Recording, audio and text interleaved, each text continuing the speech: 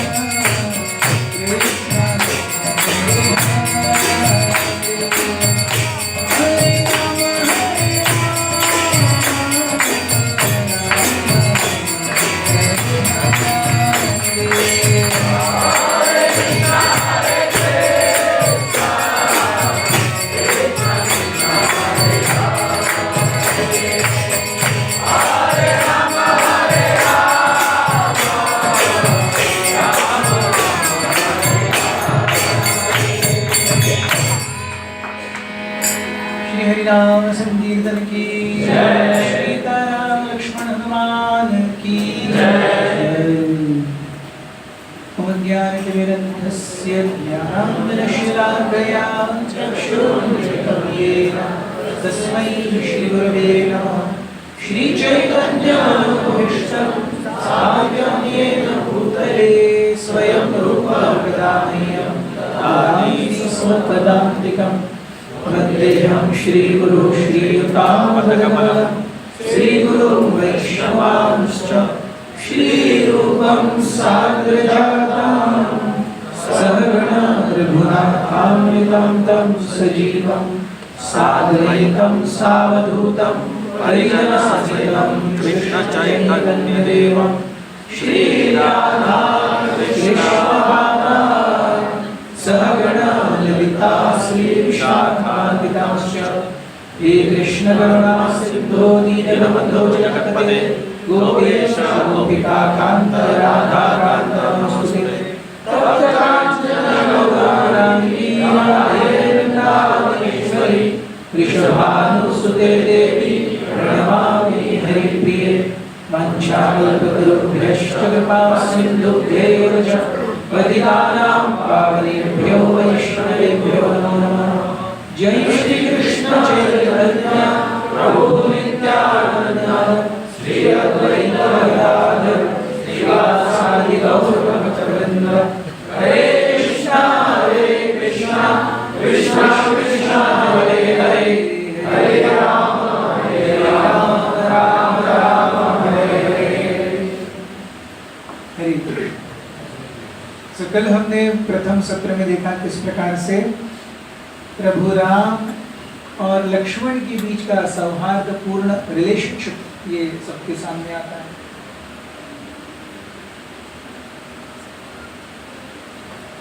लक्ष्मण जी की स्वामी भक्ति और सेवा ये सामने आती है जब लक्ष्मण कहते हैं कि प्रभु आप जहाँ जितना समय रहिए, आप कल दूसरी जगह चले जाएंगे, हम और नई कुटी बनाएंगे।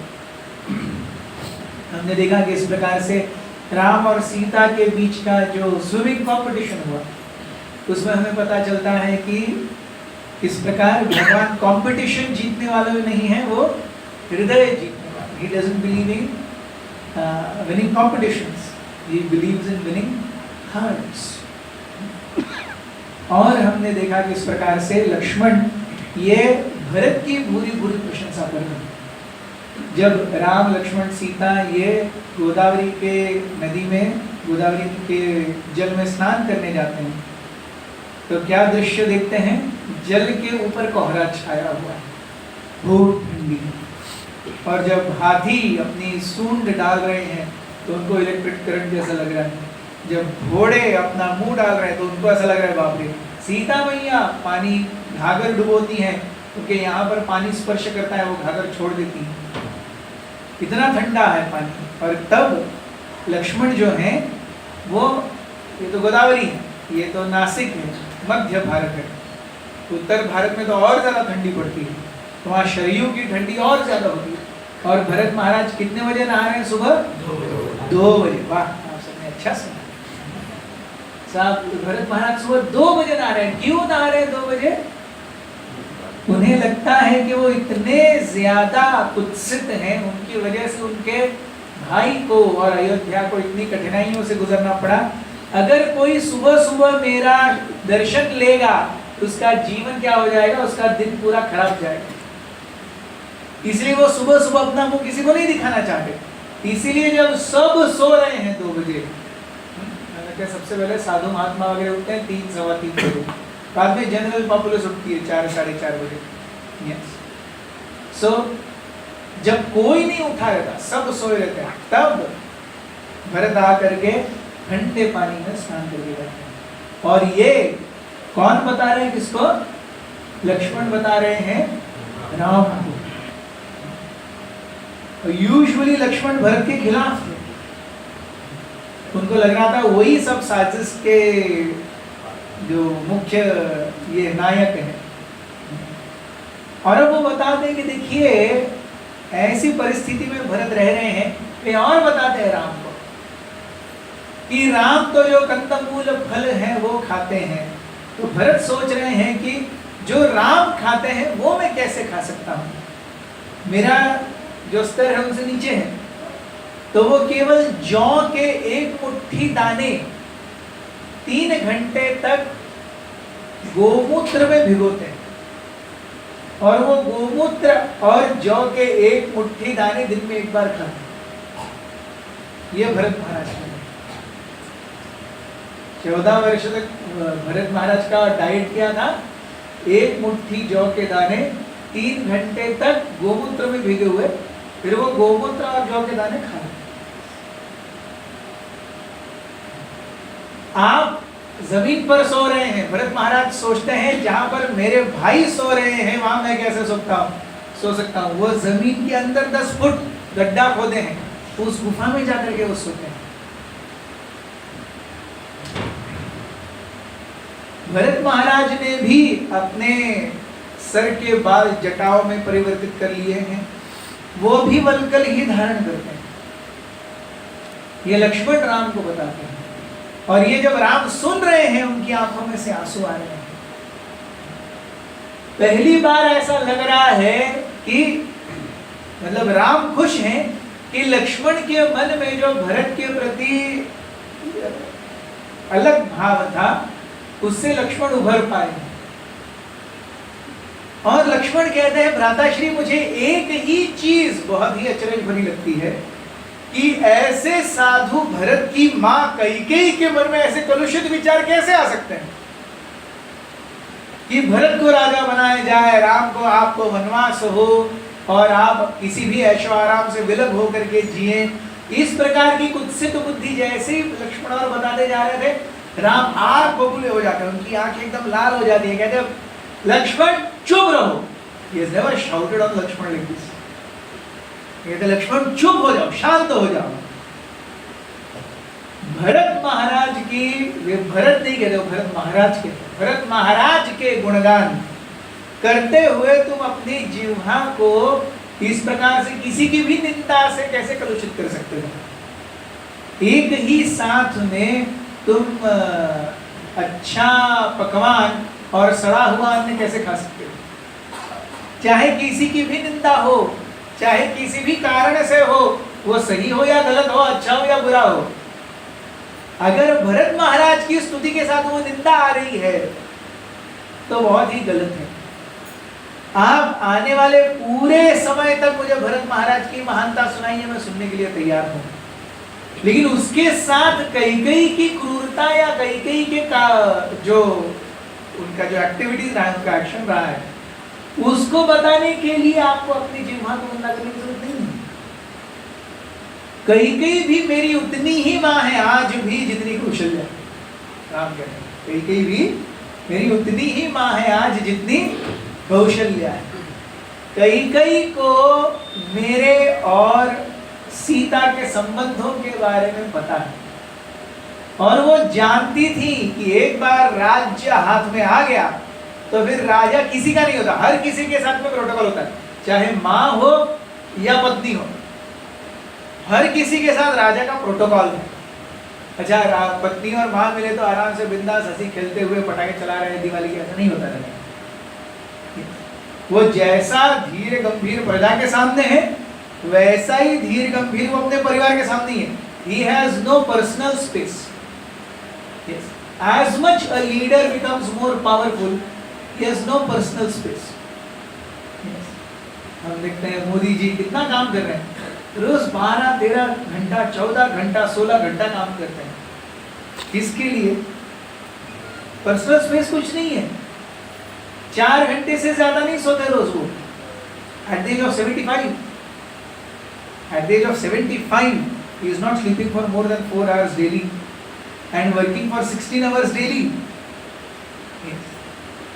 अब उनके अंदर कुछ गुण ऐसे होंगे जिसके बारे में जनता बोलती होगी, विपक्ष बोलता होगा, वो सब चलता रहता है। कोई भी व्यक्ति पूरा दूध से धुला हुआ नहीं होता, ये 100%।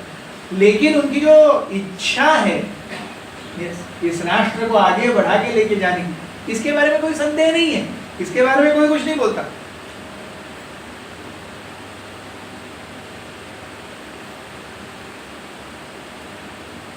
जैसे ही हम देखते हैं राम का वनवास होने से पहले जैसे ही सुबह सुबह पता चलता है कि राम का राज्याभिषेक होने वाला है, कौशल्या राम को बुलाती है और अपनी गोदी में बिठाती है। गोदी में बिठा करके उनके सबसे चुनिंदा पकवान को खिलाती है। तब वाल्मीकि जी कहते हैं कि ऐसा क्यों कर रही है आप? कौशल्या तो बड़ी अधेड़ उम्र की हो गई, राम 25 साल के हो गए, आप में से कौन माँ 25 साल के अपने बेटे को अपनी गोदी में बिठाएगी और हाथ से ऐसे खाना खिलाएगी? लेकिन कौशल्या ऐसा कर रही है, क्यों? क्योंकि वो जानती है कल सुबह राज्याभिषेक होगा, उसके बाद में मेरे साथ भी राम का प्रोटोकॉल होगा, वो राम मेरा बेटा नहीं रहेगा। जैसे ही वो राजा बन गया उसका क्या होगा? प्रोटोकॉल होगा। वो आराम से, फिर मैं शायद कभी जिंदगी में उसे गोदी में नहीं बिठाऊंगी, तो एक बार गोदी में बिठा दूं।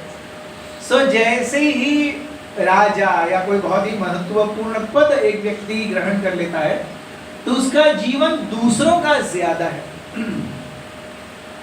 तो राम कहते हैं कि कई माँ को पता था कि मैं और सीता इसके बाद में व्यवहारिक संबंध इतने ज्यादा होंगे कि अपने में अकेलापन बहुत ही विरले से प्राप्त होगा, इसलिए कई ने बहुत सोच समझ करके 14 साल हमें एक साथ रहने के लिए छोड़ दिया। जाओ भाई मजा नहीं।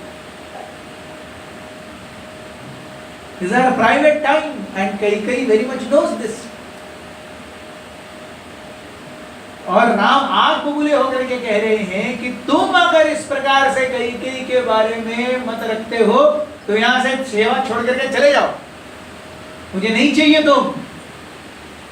तो लक्ष्मण की आंखों में आंसू आते हैं कि मैंने अपने उत्तेजना में ऐसा कुछ कह दिया कि मेरे जीवन का जो उद्देश्य है, लक्ष्मण के जीवन का उद्देश्य क्या है?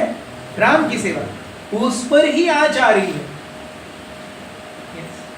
तो यहाँ हमें बहुत महत्वपूर्ण 2 शिक्षाएं मिलती हैं। एक कि भावनाओं में बह करके किसी भी कारणवश किसी भी परिस्थिति में व्यक्ति को अपने जीवन के उद्देश्य को भूलना नहीं चाहिए। उस एक जीवन के उद्देश्य को प्राप्त करने के लिए बहुत सारे हमें डिटूर्स लेने पड़ सकते हैं, लेकिन अगर उद्देश्य ही भूल गए तो सीधे रास्ते पर चलने का कोई फायदा ही नहीं। उद्देश्य महत्वपूर्ण है। और हमें यह भी शिक्षा मिलती है कि समय समय पर हम कई बार भावनावश बहते हैं, उस समय हमें राम और सीता जैसे आधार स्तंभ भी चाहिए हमारे जीवन में शांत करने के लिए। Yes, to stand by us। Ram doesn't judge Lakshman, Sita doesn't judge Lakshman, they just correct Lakshman। yes, हम देखते हैं एक गुण बहुत महत्वपूर्ण है, एक वैष्णव के नाते या एक व्यक्ति के नाते, दोनों तरीके से। एक व्यक्ति के नाते तो है ही, वैष्णव के नाते उससे भी ज्यादा, कि जब हम किसी में कोई खामी देखें तो उसे कैसे करेक्ट करें और करेक्ट करने के बाद वो चीज भूल जाए, ये उससे ज्यादा महत्वपूर्ण है। किसने क्या गलती की है उस गलती को भूल जाए। यस, ये एक बहुत ही मैच्योर व्यक्ति की one of the most important traits. वो पास्ट को लेकर के नहीं चलता, वो भूल जाता, नई तरीके से रिलेशन शुरू करता है। और खास करके जितना करीबी का रिश्ता हो उतना तो ये और ही ज्यादा महत्वपूर्ण हो जाता है, क्योंकि जितना हम करीब आते हैं किसी के, चाहे वो वैष्णव हो या व्यक्ति हो, उसके अंदर के अवगुण दिखते हैं। बाहरी रूप से हम सभी को अच्छे प्रभु जी माता जी के रूप में देखते हैं, लेकिन जब पास आने लगते हैं तो अवगुण भी दिखते हैं। तो ये अवगुण देखने के बाद दोष वृत्ति बढ़ जाती है। अरे मैं जैसा सोचता था इतनी भी दूध की धुली नहीं है वो व्यक्ति या वो प्रभु जी या माता जी, उसके अंदर भी प्रॉब्लम्स है। तो सब कुछ ठीक होने पर भी हमारा नजरिया जब बदलता है, हम जाने अनजाने में वैष्णव अपराध कर देते हैं और हम पिछले चीज को लेकर के, उसने ऐसा किया था, उसने ऐसा बोला था, उसको लेकर के हम अपने जीवन में बहुत आगे बढ़ जाते हैं and we are not able to get over it. And lord Ram doesn't like it. चाहे वो लक्ष्मण ही क्यों ना हो, जो कैकेयी की खामी बता रहे हैं। पहले जब भरत की खामियां लक्ष्मण बताते थे तो राम ने भरत को, लक्ष्मण को भी चुप किया था, भरत के बारे में ऐसा मत बोलो। आप भरत का अच्छा गुण देख करके लक्ष्मण भरत के बारे में सीधे हो गए, लेकिन कैकेयी के प्रति खुन्नस अभी भी है। राम कहते नहीं, ऐसा नहीं, ऐसा नहीं चलता, और अगर ऐसी खुन्नस लेके चल रहा है तो मेरी सेवा में मत रहो। तो भगवान की सेवा में हम किसी के प्रति वैमनस्य, वैर या कुत्सित भावना लेकर के नहीं चल सकते। वो सेवा भगवान एक्सेप्ट ही नहीं करेंगे। इट इज एग्जैक्टली लाइक आपके घर में कोई मेहमान आया, कल की रात की आलू की भाजी थी, आपने उसी को तड़का लगा करके दे दिया, लेकिन वो आलू तो अंदर सड़ गया। अब जो खाएगा वो लेकर के वो आलू के 2 बाइट पर उसे पता चलेगा कि ये आलू में गड़बड़ है। फिर वो हमें अच्छा लगने के लिए चाहे खाए या बोले भैया ये रहने, या बाकी सब खाए वो छोड़ दे, लेकिन उसे पता चल गया कि गड़बड़ है।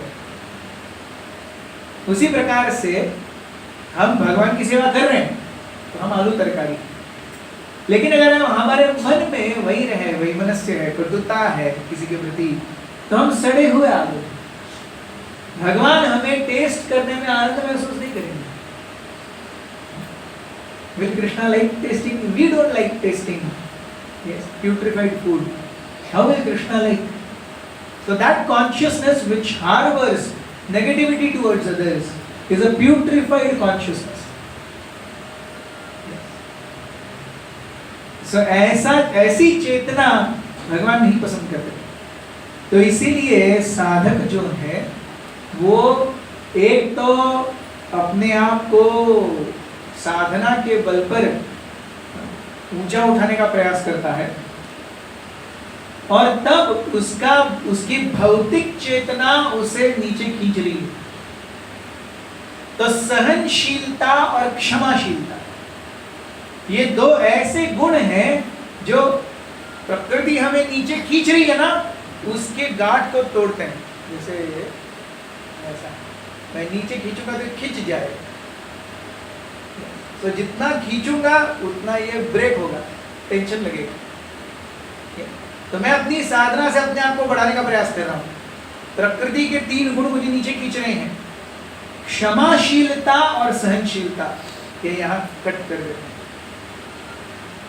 फिर ये नीचे रह जाता, प्रकृति के हाथ में हम नहीं लगते।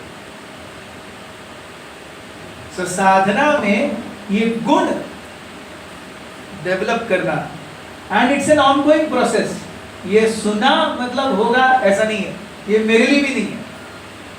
मैं बोल रहा हूं लेकिन मैं क्षमाशील और सहनशील हूं ऐसा नहीं है, मैं भी प्रयास कर रहा हूं। हम सबको प्रयास करना पड़ेगा, लेकिन जब तक ये सहनशीलता और क्षमाशीलता के गुण नहीं आएंगे, वो जो प्रकृति के 3 गुण सत्व रजस तमस जो हमें बांधे हुए जकड़े हुए हैं, उससे निकलने के लिए ये एक ही रास्ता है, ऑन अ मटीरियल लेवल।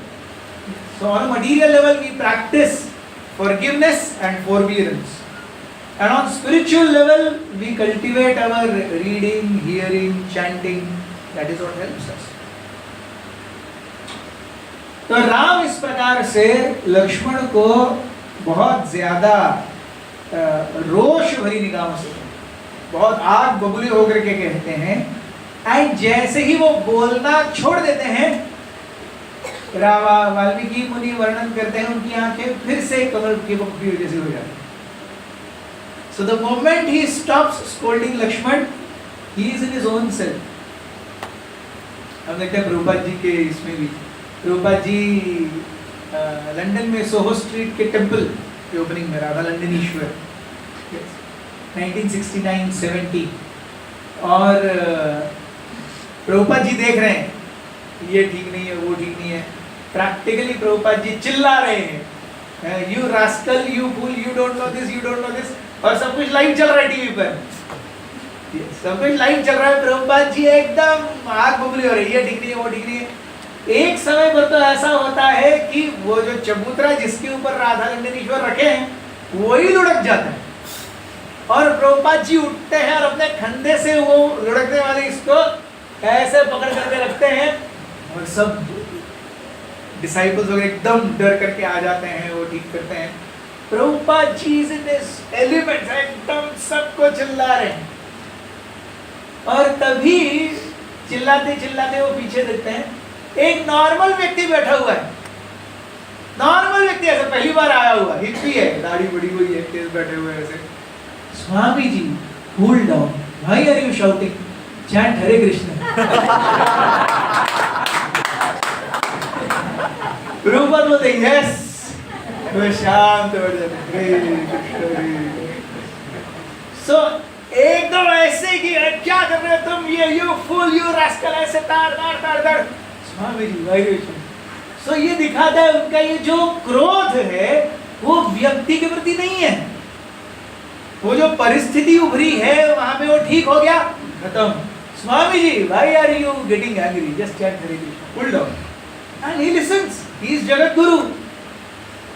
और एक ऐसा शायद वो पी के भी आया होगा, वो बोलता है स्वामी जी शांत हो जाइए, तो बड़ी शांत Hare Krishna. So getting detached from that moment, in that moment, ये कला है। वरना हम अफेक्टेड पार्टी रहते हैं। यस, वरना हम क्या होते हैं, अफेक्टेड पार्टी होते हैं। Getting detached from that moment, in that moment, that is the sign of क्या कहते हैं, जीवन मुक्त। जीवन मुक्त का ये गुण है। He is in this, Prabhupada ji जिसे कहते हैं, be in this world but not of this world. इस जगत में रहिए लेकिन इस जगत के बन के ही मत रहिए, जाना है भगवान के पास। yes. इस जगत में क्या करना है, yes. इस जगत में क्या करना है, कबड्डी कबड्डी कबड्डी कबड्डी कबड्डी, वो बीच की लाइन होती है ना, वो बीच की लाइन का टच करके आ जाना, बस ये हमारा काम है। सो इस स्थान पर रामायण एक बहुत जबरदस्त ट्विस्ट लेता है। पंचवटी की सरहद जो है वो राक्षसों की सत्ता या राक्षसों की जो राज्य है उसकी बाउंड्री से बहुत ही मेल खाती है। सो साधुओं की तरफ से जो बाउंड्री है, जैसे आप अगर अमृतसर गए हैं तो वहाँ वाघा बॉर्डर है, तो हमारे यहाँ से उसको वाघा बॉर्डर बोलते हैं, पाकिस्तान से उसको कुछ और बोलते हैं, है वही जगह। तो वैसे ही साधुओं की तरफ से, दंडकारण्य की तरफ से वो क्या है, पंचवटी। और राक्षसों की तरफ से वो है जनस्थान। क्या है, जनस्थान, जहां पर राक्षस जन रहते हैं, उनकी आउटपोस्ट है, ये उनका इलाका है, यहां से राक्षसों की सरहद शुरू होती है। तो वहां पर एक महिला खेचरी, खे मतलब आकाश, ख मतलब आकाश, खेचरी आकाश में उड़ने वाली, जैसे पूतना, वो आकाश में उड़ रही है, हंसते हुए, मजा मारते हुए। वो सोच रही है, वाल्मीकि रामायण कहता है, वो सोच रही है कितनी यंग एज में मैं जनस्थान की रानी बन गई। वाह, मैं त्रिलोकाधीश रावण की बहन हूं, मेरी शादी हो गई, लेकिन एक युद्ध में मेरे भाई ने मेरे पति एक वार किया, जो मेरे पति को लग गया, मेरा पति धराशायी हो गया। अब उसमें मेरी क्या गलती है, और मेरे पति की भी क्या गलती है, और मेरे भाई की भी क्या गलती है। लेकिन देखिए, मेरे पति के मृत्यु के कारण मेरे भाई ने मुझे यहाँ पर एक राज्य दिया है, जनस्थान का राज्य। सो अब मैं क्या करूंगी, इस जनस्थान पे अपना अच्छे से महकमा बनाऊंगी, एक अच्छा पति ढूंढूंगी और उसके साथ अच्छे से जीवन बिताऊंगी। अल्टीमेटली मैं राक्षस राज रावण की बहन हूं, Shurpanakha, and I deserve the best. Why should I settle for anything less? So I will scout for the best man. and marry him and we will happily live ever after. और ऐसे शूर्पणखा की entry होती है, राक्षसों की entry होती है वाल्मीकि रामायण।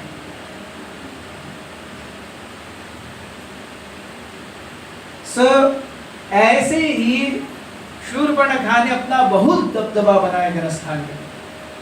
जनस्थान पे शूर्पणखा के साथ में दो और राक्षस, कई और राक्षस थे और बहुत बड़ी राक्षसों की टोली भी थी जिसकी नायिका शूर्पणखा थी। शूर्पणखा ऐसे ही घूमते रहती थी देखते हुए, उसके जीवन का एक ही मकसद था, एक अच्छा आदर्श पुरुष खोजना है।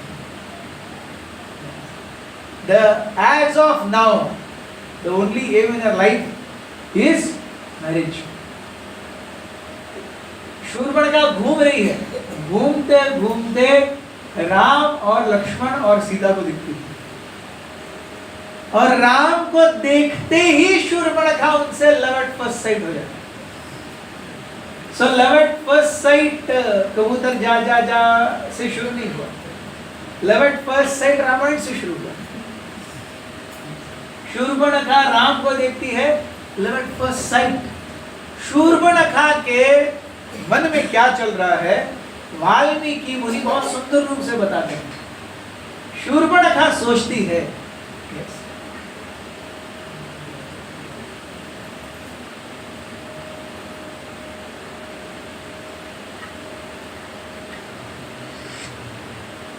ये कौन ऐसा व्यक्ति है जिसकी चाल एकदम हाथियों जैसी है? ये कौन ऐसा व्यक्ति है जिसकी भुजाएं एकदम बलिष्ठ शेर जैसी हैं? ये कौन ऐसा व्यक्ति है जिसकी आंखें एकदम कमल के पंखुड़ियों के जैसी हैं? उसके होंठ जैसे बिंब फ्रूट की लालिमा हो, उसके दांत जैसे चंद्रमा की शीतलता को रिफ्लेक्ट करते हुए हो, उसके हाथ में धनुष ऐसा जिसकी प्रत्यंचा चढ़े तो ऐसा लगे कि संपूर्ण ब्रह्मांड का संहार हो जाएगा। उसके केश, उनके बाल, अब एक्चुअली राम और लक्ष्मण के बाल क्या हैं? जटाधारी हैं। फिर भी शूर्पणखा कहती है कि इतने रेशमी मुलायम हैं, इतने सुंदर हैं इस पुरुष का वक्षस्थल कि वो इंद्र के वज्र को भी झेल जाए, और भुजाओं में इतना बल कि अगर शेर के साथ युद्ध करे तो शेर का जबड़ा फाड़ करके उसके दांत भी गिन ले। तो इस व्यक्ति को देखते ही बनता है ये कहां से आया है? कोई देवता है जिसे श्राप मिला है, या कोई उपदेव है जो मेरी ही तरह एक अच्छी सुंदरी को वर पाने के लिए घूम रहा है? और अगर ऐसा है तो कितना अच्छा है, मैं वर ढूंढ रही हूं, वो वधू ढूंढ रहा है, तो चलिए जाकर के मिलते हैं। तो शूर्पणखा थिंक्स लाइक दिस।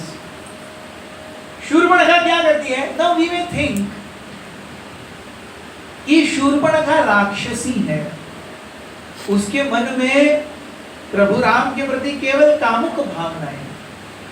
तो राम ने या प्रकृति ने शूर्पणखा को राम के पास आने कैसे दिया? भौतिक इच्छा वाला कोई भी व्यक्ति भगवान के पास नहीं जा सकता, लेकिन यहां पर तो शूर्पणखा की कामुक वासना है, तो वो राम के पास आई कैसे? वो एक्सेस कैसे हुआ?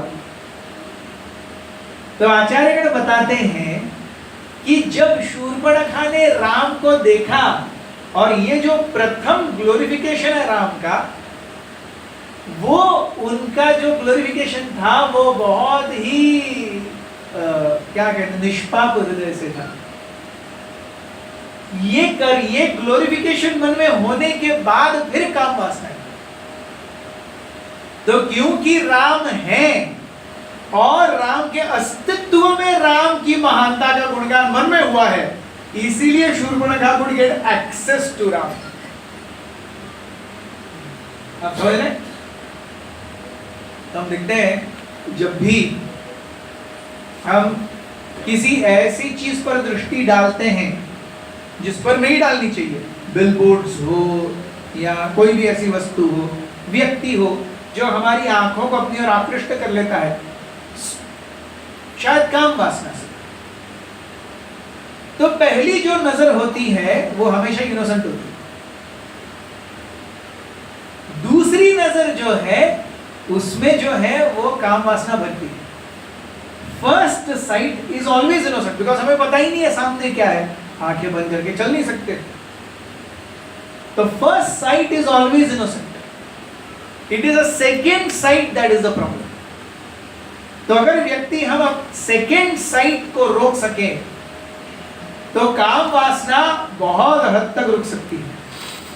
काम वासना सबसे ज्यादा आंखों के जरिए मन में जाती है।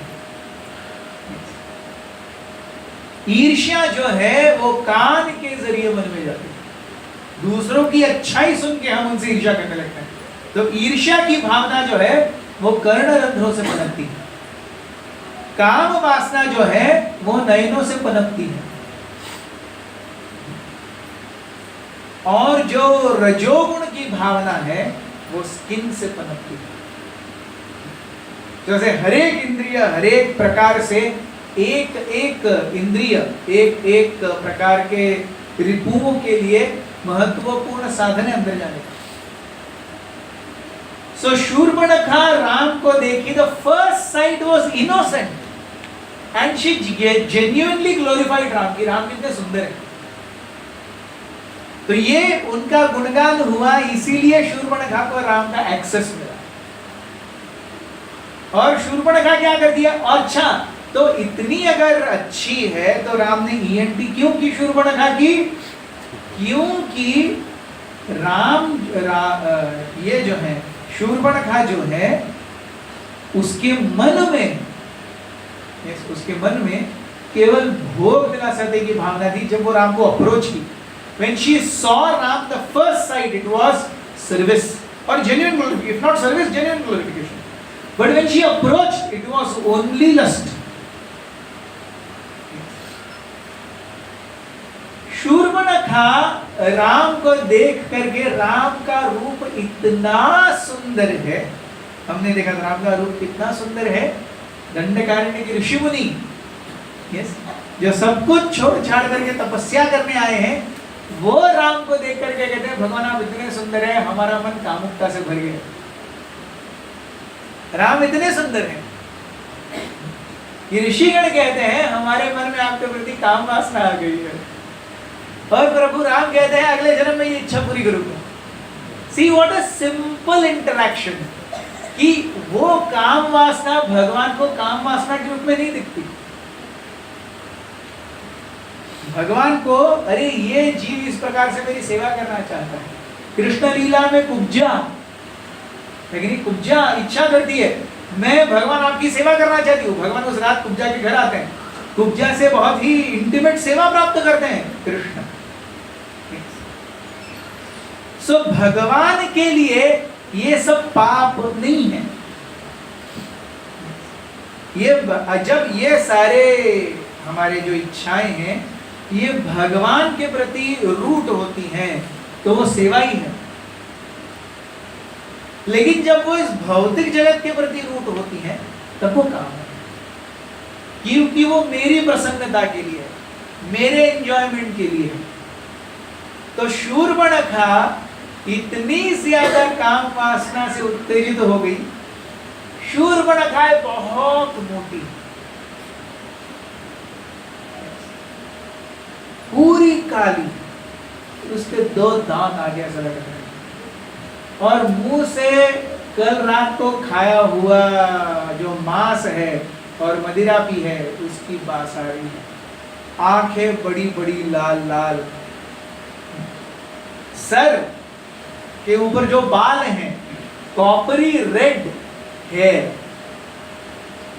कॉपरी रेड हेयर, वायर ब्रश के जैसे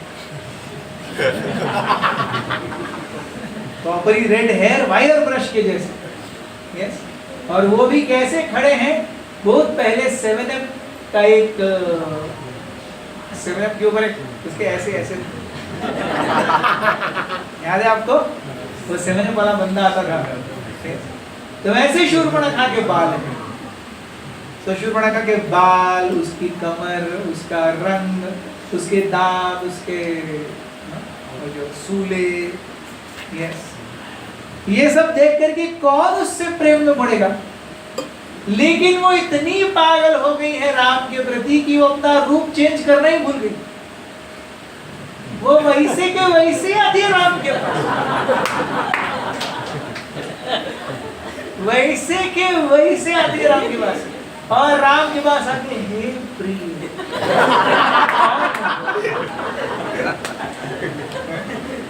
तब राम भी देखने थे, भैया मैं क्या उत्तर दूं?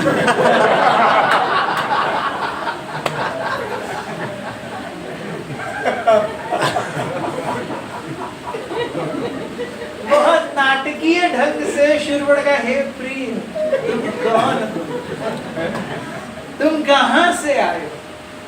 क्या तुम जानते नहीं कि ये राक्षसों का इलाका है?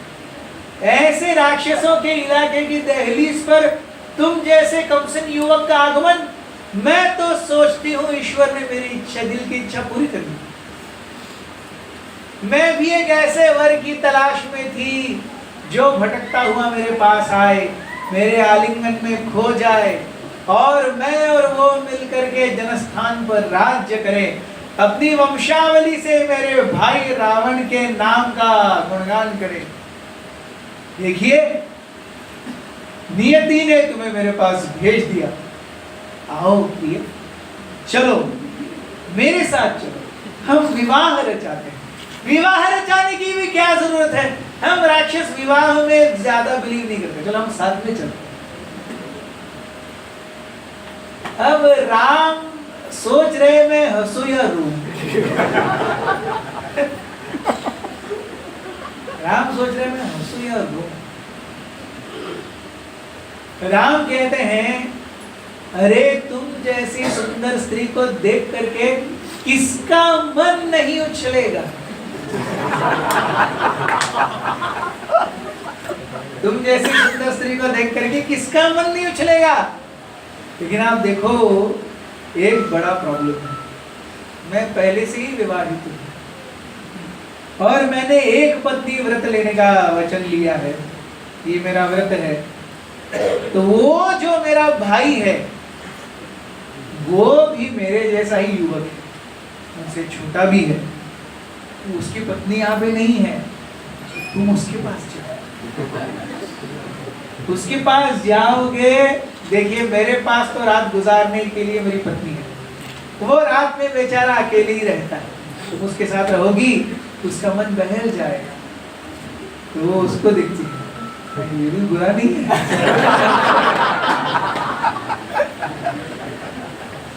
ये भी बुरा नहीं है। उनके भी पास जाकर के दिए, हे प्राण प्रिय, तुम्हारे भाई ने तुम्हें आदेश दिया है, चलो हम साथ चलते।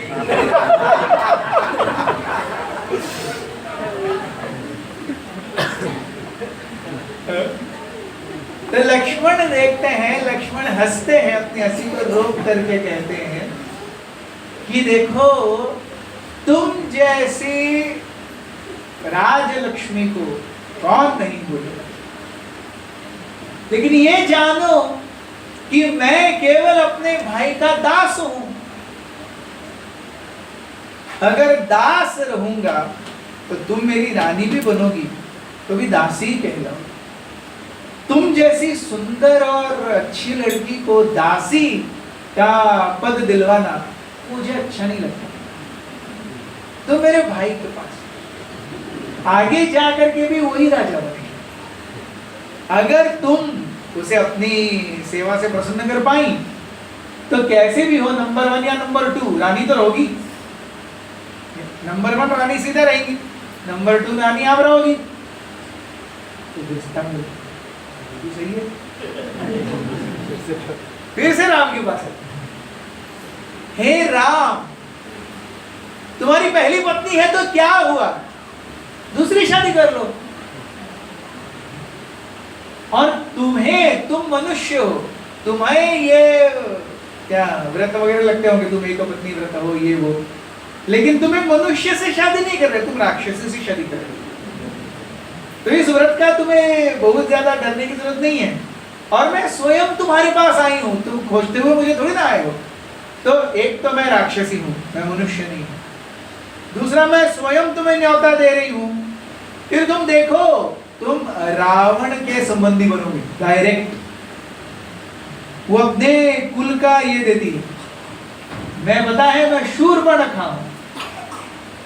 शूर्प मीन्स वेरी पॉइंटेड, नख मीन्स नेल्स, जिसके नाखून बहुत ही पॉइंटेड है। क्या काम आते हैं? मांस काटने के काम आते हैं। तो जिसके बहुत ही नोकदार धार नाखून है, ऐसी मैं शूर्पणखा हूं।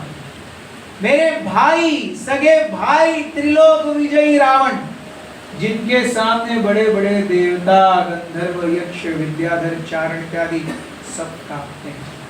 मेरे भाई जब अपनी भ्रुकुटी ऊपर करते हैं तो इंद्र, चंद्र, वरुण, वायु की पतलून गीली होती है। ये शूर्पणखा कह रही है। मेरे भाई कहते हैं तो अग्नि जल में बदल जाती है। मेरे भाई कहते हैं तो जल अग्नि में परिवर्तित हो जाता है। मेरे भाई कहते हैं तो हवा चलना बंद कर देती है। जो मेरे भाई की इच्छा है वही पूरी होती है। ऐसे मेरे महाप्रतापी भाई, जिसने अपने सिंहासन पर जाने वाली 9 सीढ़ियों पर नवग्रहों को रखा है, उनकी पीठ पर अपना पैर रख करके जो अपने सिंहासन पर बैठते हैं, जिनका ब्रह्मा, विष्णु, महेश भी कुछ नहीं बिगाड़ पाए, इंद्र जिनके यहाँ पर रोज सब्जी तरकारी काटते हैं, ऐसे रावण की बहन, बहन का पति क्या होता है? बहनोई। क्या होता है?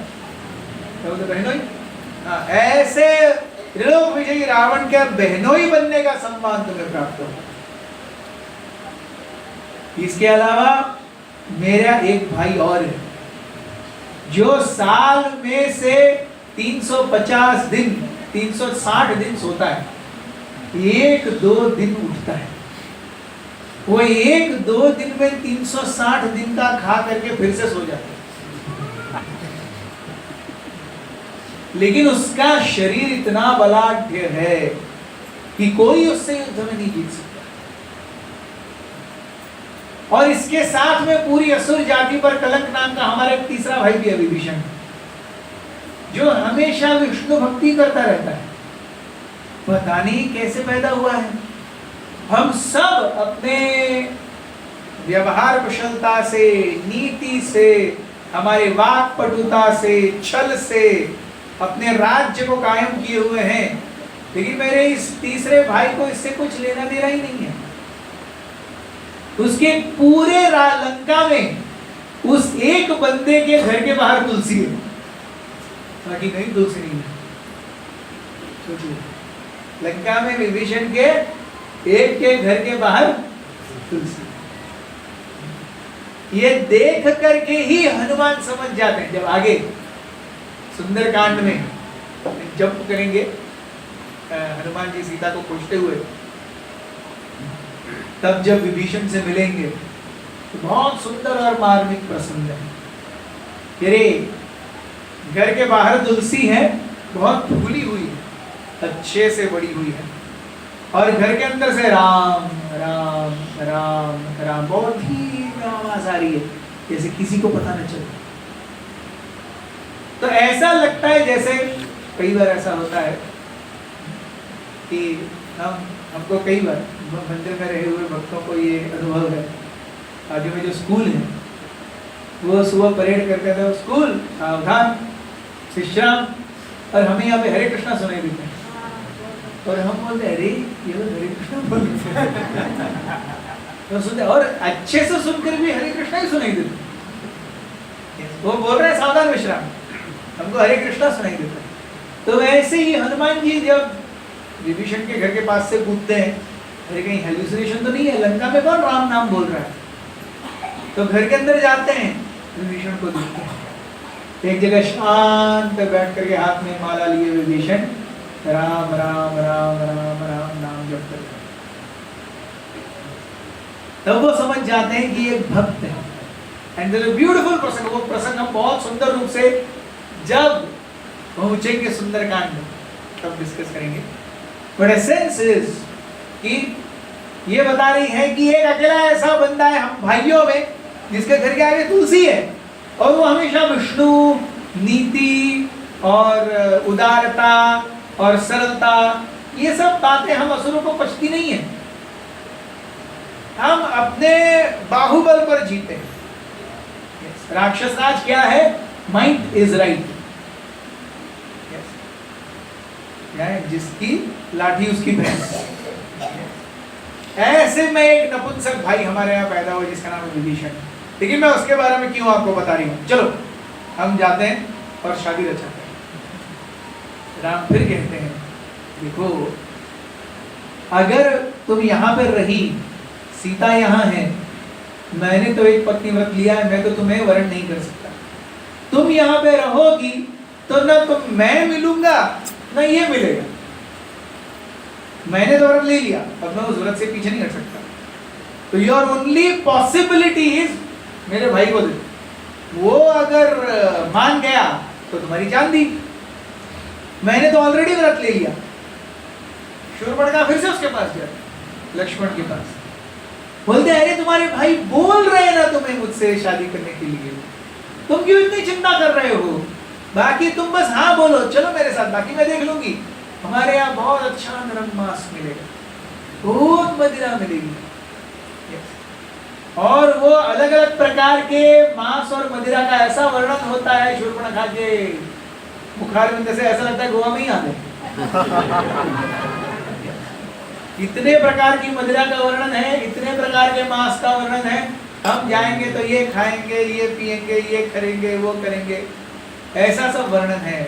और लक्ष्मण बोलते हैं कि देखो मैं फिर से कह रहा हूं, मेरे साथ तुम सेकंड ग्रेड रहोगी, और तुम्हारी जैसी सुंदरी को सेकंड ग्रेड होना अच्छा नहीं है। You deserve to be first and you should have the best. तो ये करते करते करते शूरपणखा को इतना ज्यादा गुस्सा आता है, वो सोचती हैं कि ये सब इस छोटी सी पतली सी वो राम को जाकर के बोलती है, ये पतली सी कमर वाली इस छोटी सी लड़की को लेके क्या करेगा? मेरी कमर देखो।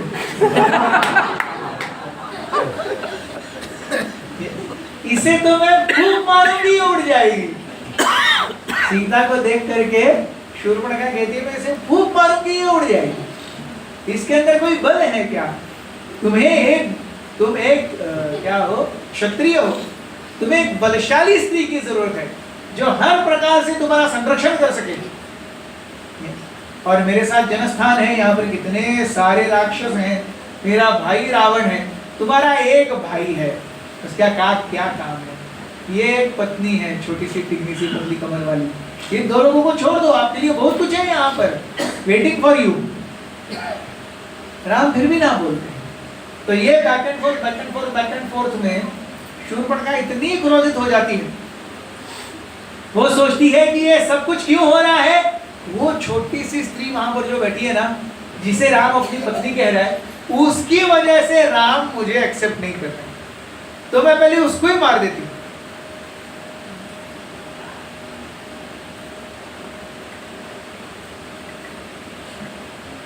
न रहेगा बांस न बजेगी बांसुरी। तो एक्चुअली शूरपणखा सीता को मारने के लिए दौड़ती हैं, तभी राम इशारा करते हैं और लक्ष्मण तुरंत आकर के उनकी नाक और कान काट देते हैं। नाक और कान काटने पर शूरपणखा इतने जोर से चिल्लाती है कि राम और लक्ष्मण को प्राय अपनी आंखें और कान बंद करने पड़ते हैं। इतनी भयंकर चीख है। विदाउट एनेस्थीसिया ऑपरेशन किया तो मरीज तो चिल्ला ही गई। एनेस्थीसिया तो दिया ही नहीं भगवान राम ने, न लक्ष्मण ने, डायरेक्ट ऑपरेशन कर डाला, वो भी विदाउट ऑपरेशन थिएटर, स्ट्रेचर पर भी नहीं लिटाया, खड़े खड़े ऑपरेशन कर दिया। तो चिल्लाना बनता ही है। तो वो जो चिल्लाई है शूरपणखा, पूरा जो दंडकारण्य है हिल गया प्रैक्टिकली। वाल्मीकि वर्णन करते हैं कि शेर अपनी गुफाओं में भाग गए, हाथी थे, उन्होंने उसी क्षण मलमूत्र त्याग कर दिया। ऐसी भयंकर चीख थी शूर्पणखा की, हाथियों ने मलमूत्र त्याग कर दिया, शेर अपनी गुफाओं में डर करके भाग गए और शूर्पणखा वहां से भागी। अब आचार्यगण बहुत सुंदर वर्णन करते हैं दोनों तरीकों से। आचार्यगण वर्णन करते हैं this is the beginning of the darker side of Ramayana. Ramayana की जो डार्क साइड है वो अब शुरू होती है। और आचार्यगण कहते देखिए, किसी भी प्रतिस्पर्धी को अगर जीवित छोड़ दिया तो वो कितना ज्यादा हमारे लिए प्रॉब्लम क्रिएट कर सकता है, यह शूर्पणखा का जीवंत उदाहरण है। राक्षसी है, राम ने सारे राक्षसों को मारा है, या इतना डर सबके मन में दिया है कि जैसे मरीच को मारा नहीं, लेकिन इतना डर बैठाया मारीच के मन में कि जब मारीच रा बोलता है, कोई रा बोलता है तो मारीच डर के अरे म आएगा। अन्यथा बाकी सब असुरों को राम ने मारा है, ये एक शूर्पणखा को स्त्री करके छोड़ दिया। और ये एक स्त्री राम के आगे की सारी प्रॉब्लम्स का कारण हुई। तो इसलिए हम देखते हैं कि रामायण में जितने ट्विस्ट्स हैं वो सब किसकी वजह से? स्त्रियों की वजह से। Manthara Kaikeyi first twist, yes. Shurpanakha second twist, yes. Sita third twist, Sita का अपहरण होगा, यस। आगे जाकर के भी सीता भूमि के अंदर प्रवेश करेगी, राम अकेले रह जाएंगे, यस। सो रामायण में जितने ट्विस्ट्स हैं वो स्त्रियों की वजह से। तो ये ट्विस्ट है जहां पर शूर्पणखा एक बहुत महान बड़ा ट्विस्ट लाती है। अब रामायण डार्कर साइड पे जाएगी। वाल्मीकि वर्णन करते हैं कि शूर्पणखा जैसी उसके नाक कान कटे, वो चीखती हुई चिल्लाती हुई रावण के महल की ओर दौड़ी। रावण के महल की ओर दौड़ते दौड़ते वो सोच रही थी मैं क्या बोलूंगी, रावण से क्या बोलूं। शूर्पणखा चीखते हुए रावण के महल के पास आई। रावण अंदर सभा में थे, मंत्रियों ने या सेंट्रीज सैनिकों ने उसे रोक लिया कि रावण के महल में सब सभा चल रही है तो कोई नहीं जा सकता। शूर्पणखा ने कहा अरे मूर्ख, मैं उसकी बहन शूर्पणखा हूं। तब उन्होंने देखा अरे बाबा आप शूर्पणखा हैं, जाओ मेरे भाई को संदेशा पहुंचाओ कि बहन बिलखते हुए रोते हुए मिलने आई है। तो रावण के पास संदेशा जाता है, महामहिम आपकी बहन रोते हुए बिलखते हुए आपसे मिलने के लिए आई है। अरे उसको रोने के लिए क्या है, उसको बस बहाना चाहिए रोने के लिए, जाओ उसको बोलो शांत बैठे, जब सभा खत्म हो जाएगी तो रोने। तो जब सैनिक वापस आता है बोलती है महामहिम सभा खत्म होने के बाद मिलेंगे। तब शूर्पणखा कहती है अरे उसे बोलो कि उसके रहते हुए किसी एक मनुष्य ने यह दुस्साहस किया है कि उसकी बहन के नाक और कान काट दिए। Shurpanakha knew exactly to arouse the अहंकार, ईगो ऑफ रावण। उसे जा करके बोलो उसके जीते जी उसकी बहन के नाक और कान काट दिए। तो वो अपना नाम नहीं लेती कहीं पे, सब कुछ रिलेट उससे करती है कि रावण के रहते हुए, त्रिलोक विजयी के रहते हुए, जिसके सामने बड़े बड़े दिग्गज देवता भी कांपते हैं, एक मनुष्य उसकी बहन के नाक कान काट दिया। अगर अब रावण प्रतिशोध नहीं लेगा तो उसके रावण होने का क्या फायदा, ऐसे जाकर के बोलो। तो सैनिक फिर से जाता है, एग्जैक्टली वही सही वर्डेड सेंटेंस सुनाता है। तब रावण बोलता है क्या मेरी बहन को किसी ने हाथ लगाया, शूर्पणखा नहीं हो, मेरी बहन को किसी ने हाथ लगाया, भेजो शूर्पणखा को। शूर्पणखा जाती है रोते रोते रोते, और रावण पहले तो उसे देखते हैं, बोलते बाप रे, वो देखती ही नहीं है शूर्पणखा को। He doesn't want to see Shurpanakha. वैसे शूर्पणखा चिल्लाने लगती है, रावण बोलता शांत हो जाओ, चिल्लाने के लिए क्या हो गया। फिर शूर्पणखा वर्णन करने लगती है, क्या हुआ, मैं गई, मैंने उन दो पुरुषों को देखा, उनके साथ में एक स्त्री थी, यस, तो मैं उसके पास गई, उन्होंने मेरा प्रस्ताव स्वीकार नहीं किया, उसने भाई की तरफ भेजा। ऐसे करते करते करते करते मैं जब खिजिया गई तो मैं स्त्री को खाने गई, तब उनमें से एक ने दूसरे के इशारे पर मेरे नाक कान काट दिए।